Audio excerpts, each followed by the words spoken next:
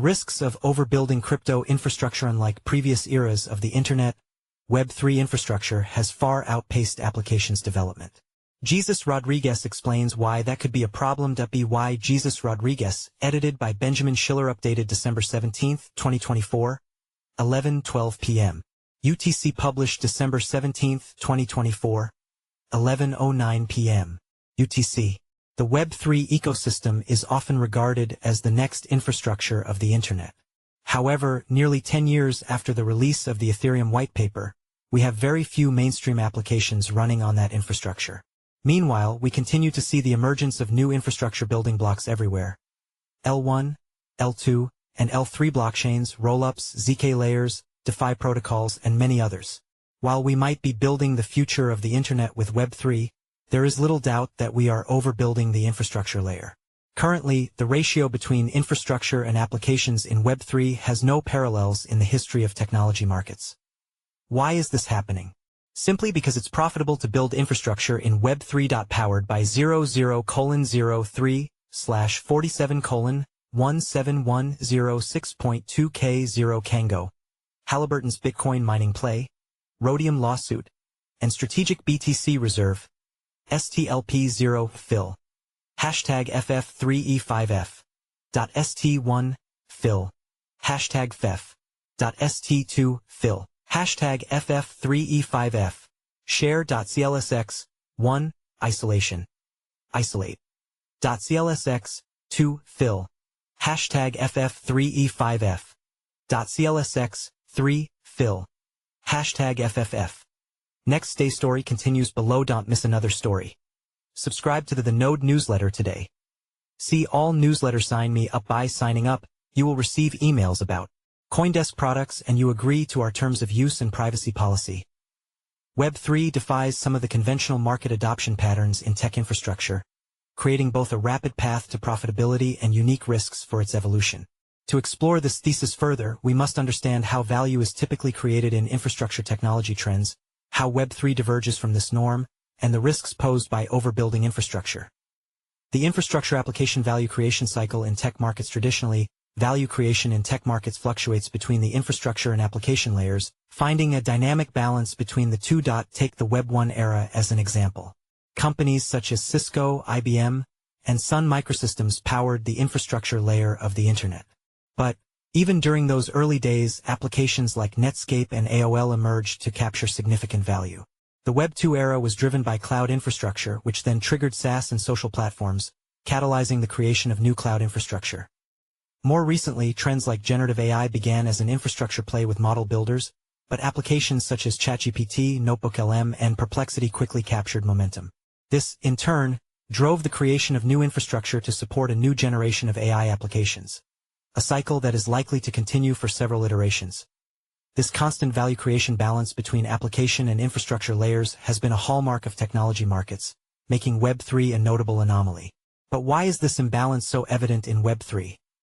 The infrastructure casino. The main difference between Web3 and its predecessors is the rapid path to capital formation and liquidity in infrastructure projects. In Web3, infrastructure projects typically launch tokens that become tradable on exchanges, providing substantial liquidity for investors, teams, and communities.